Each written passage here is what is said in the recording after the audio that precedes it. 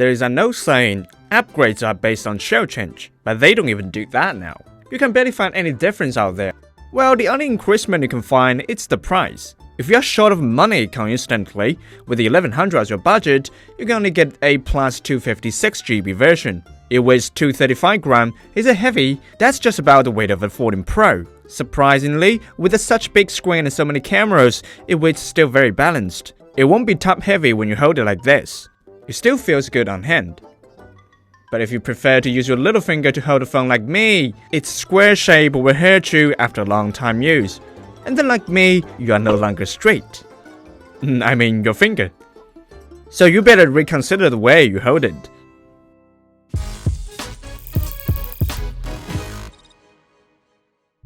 S23 Ultra use PWM global dimming. That causes the screen flash all the time, which makes me sick. Although I don't have the evidence that proves PWM is the one hurts my eye, but please have some mercy. In addition, it equipped 120Hz adaptive display, but frame drops occurs in system interface sometimes, not to mention the third-party apps. 2 million pixels, to speak without exaggeration, it looks even further and clearer than my eyeballs. Scanning code with this is so convenient. Take picture with 2 million pixels, it has strong resolving power, especially when I keep zooming on the screen.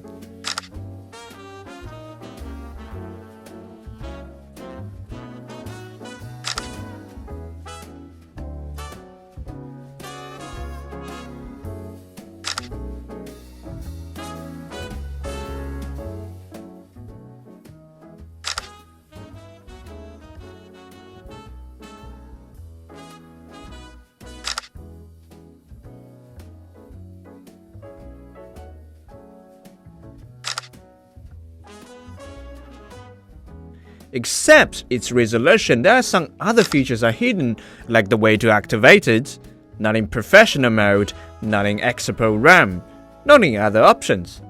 It is in the photo proportion. And need to activate it every time when you turn on the camera. Maybe Samsung don't think the users will use it very often. So do I.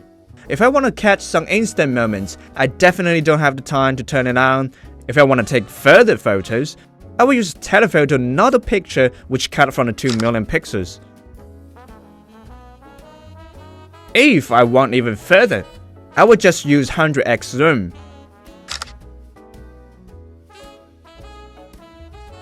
So the 2 million pixels is not really useful to me, but it might be a good selling point for Samsung. The regular mode is what I frequently use, and it represents its overall performance.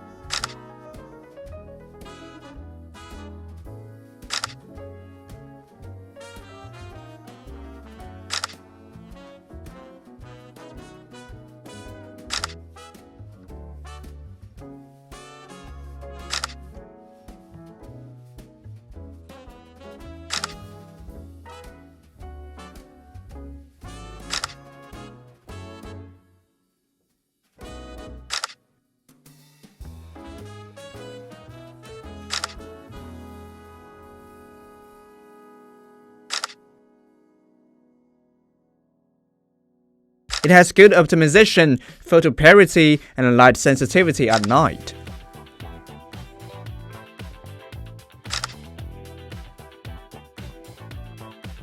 But it's not good at backlight optimization. See, my face is now like smoking bacon.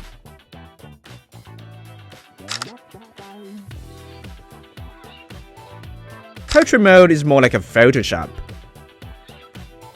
Sometimes it even blurs out the hair.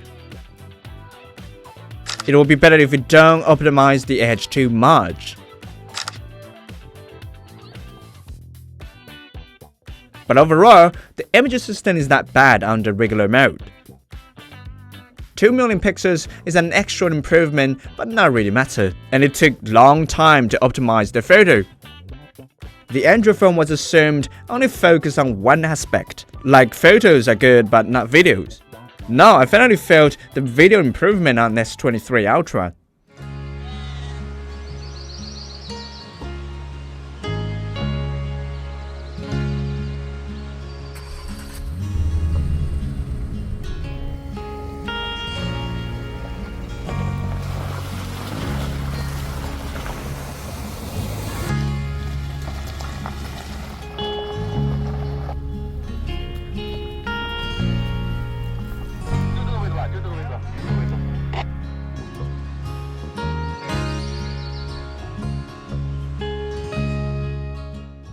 It also has some progress on anti-shaking. The camera will automatically switch to wide angle. You will lose some graphic but better stabilization. Its anti-shaking won't affect the frames or rip the picture. Anyway, for extra wide camera on Samsung are pretty good. The photos and videos are relatively balanced. It will be a good assistant for your daily recording. You need to spend some time to learn One UI for sure. The first moment I got a phone, I already sensed something different. It took me 20 minutes just for initial settings. And there are many authority options for you to choose. That sounds humanized, isn't it? But actually you can only choose a grade to access the phone, so why bother to do that? 8 GB RAM. The first thing I want to do is to look up common software like WeChat. But after a long time search, I still don't know where is the setting. Press? No. One option? No. Slide up? No. Slide down? No. At last, it is the app icon.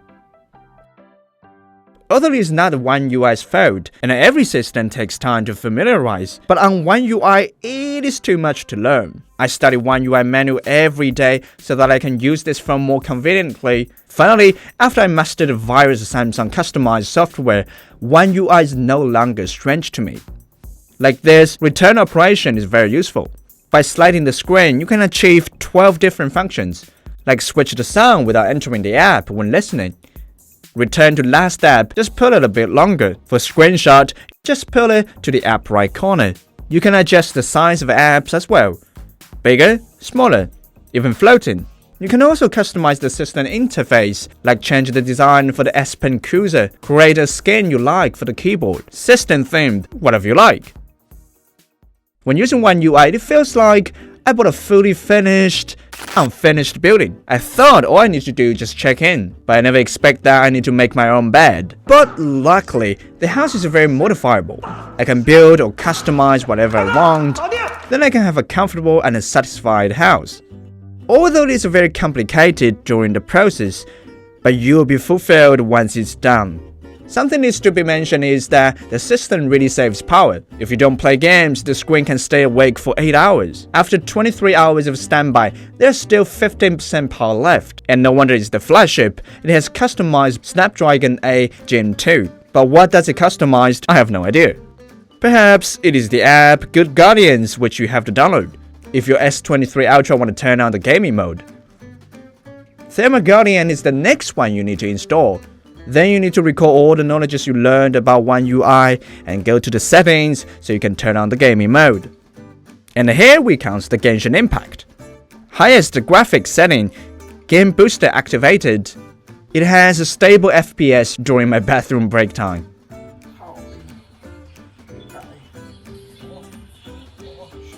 Occasional frame drops are acceptable. The key is that the temperature control is pretty good. It's not burning like before. But when you are playing the music game, the speaker will be easily blocked by your hands.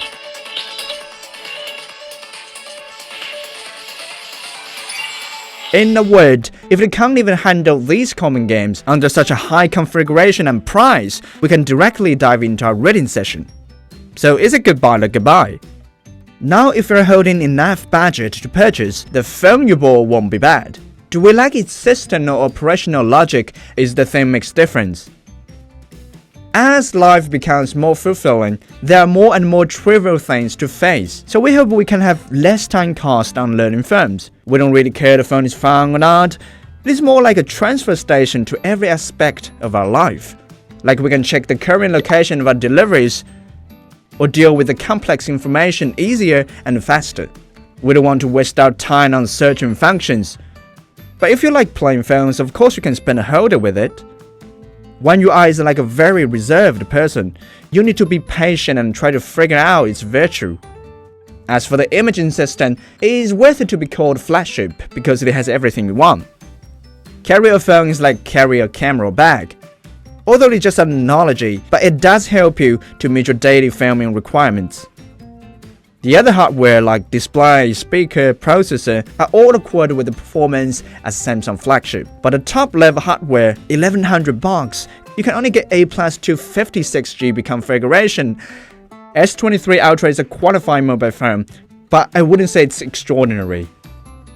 Samsung 23 Ultra testedly gives 6 points as the subjective overall score.